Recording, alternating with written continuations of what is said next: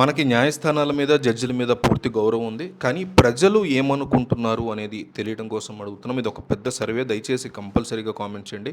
ప్రశ్న రావణ్ విషయంలో మీరే గనక జడ్జ్ అయితే ఏం చేస్తారు?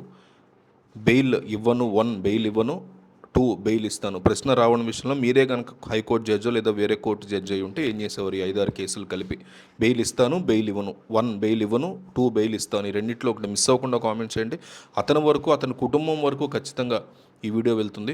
సో ఆంధ్రప్రదేశ్ రాజకీయాల్లో ఈ మధ్య కాలంలో జరిగినటువంటి కొన్ని సంఘటనలు పోలీసు వ్యవస్థ యొక్క పనితీరు, న్యాయస్థానాల యొక్క నిర్ణయాల్ని తీవ్ర చర్చనీయాంశంగా మారుస్తున్నాయని చెప్పుకోవచ్చు. ఒకే వ్యక్తి మీద వరుసగా కేసులు నమోదు చేస్తూ ఒకదాని తర్వాత ఒకటిగా అరెస్టుల పర్వం కొనసాగించడం అనేది రాష్ట్రంలో తీవ్ర సంచలనం సృష్టిస్తోంది అని చెప్పుకోవచ్చు.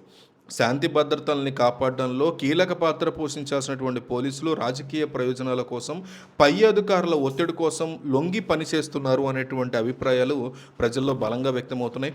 ఎంతో కష్టపడి చదువుకొని సమాజ రక్షణ కోసం బాధ్యతలు స్వీకరించినటువంటి పోలీసు అధికారులు కేవలం కొందరు నాయకుల యొక్క అహంకారాన్ని సంతృప్తి పరచడానికి తమ ఉద్యోగ ధర్మాన్ని పణంగా పెడుతున్నారనేటువంటి ఆరోపణ వైసీపీ వైపు నుంచి, జగన్ వైపు నుంచి స్ట్రాంగ్గా వినిపిస్తోంది.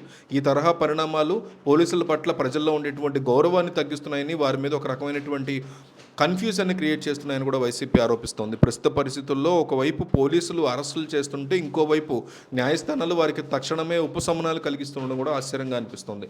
పిఠాపురం, కాకినాడ, మచిలీపట్నం, పాయకరావుపేట ఇలాంటి వేరువేరు ప్రాంతాల్లో ఒకే అంశానికి సంబంధించి వరుసగా కేసులు నమోదు చేసి 4 రోజుల వ్యవస్థలో 4 సార్లు, 5 సార్లు ఈరోజు ఏలూరుతో సహా ప్రశ్న రావణ్ అరెస్ట్ చేయడం జరిగింది. ఆయా కోర్టుల మేజిస్ట్రేట్లు ఈ కేసుల్ని పరిశీలించి వెంటనే బెయిల్ మంజూరు చేయడం అనేది కూడా గమనార్హం అని చెప్పుకోవచ్చు. ఒక కేసులో బెయిల్ వచ్చి జైలు నుంచి బయటికి, పోలీస్ స్టేషన్ నుంచి విడుదలైన వెంటనే మరో ప్రాంతానికి చెందినటువంటి పోలీసులు వచ్చి మళ్ళీ అరెస్ట్ చేయడం అనేది ఒక నిరంతర ప్రక్రియగా మారిపోయిందని చెప్పుకోవచ్చు.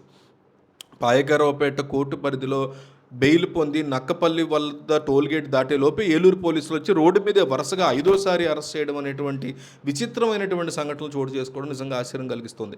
చట్టం ప్రకారం కోర్టులు వరుసగా బెయిళ్లు ఇస్తున్నప్పటికీ పోలీసుల యొక్క ఆలోచన విధానంలో మార్పు రావట్లేదు ఎందుకని, పదే పదే అదే పద్ధతిని ఎందుకు అనుసరిస్తున్నారు అనేది న్యాయ వ్యవస్థను కూడా వీళ్ళు సవాల్ చేస్తున్నారా అని ప్రశ్నిస్తున్నారు. సో ఈ రకమైనటువంటి వరుస అరెస్టుల వల్ల సమాజంలో పోలీసుల యొక్క ప్రతిష్ట దారుణంగా దెబ్బతింటోందని వైసీపీ మీడియా ఆరోపిస్తోంది. ఒకప్పుడు పోలీసులు అంటే ఉండేటువంటి భయము, గౌరవము లేకుండా కన్ఫ్యూజన్లో ఏర్పడుతున్నారు జనం అనేటువంటి ఆరోపణలు వస్తున్నాయి. శాంతి భద్రతల్ని పరిశీలించాల్సినటువంటి పోలీస్ స్టేషన్ల మీద రావణ్ణి పట్టుకోవడం కోసం దాడులు జరుగుతున్నాయి, గోడలు దూకొస్తున్నారు అని వైసీపీ ఆరోపిస్తున్న ప్రకారం, గుడ్లు విసురుతున్నారని వైసీపీ ఆరోపణల ప్రకారం కనుక చూసుకుంటే ఏపీలో శాంతి భద్రతలు ఏమైపోతున్నాయి అంటూ కూడా జగన్మోహన్ రెడ్డి తీవ్రమైనటువంటి భావోద్వేగానికి గురవుతున్నారు.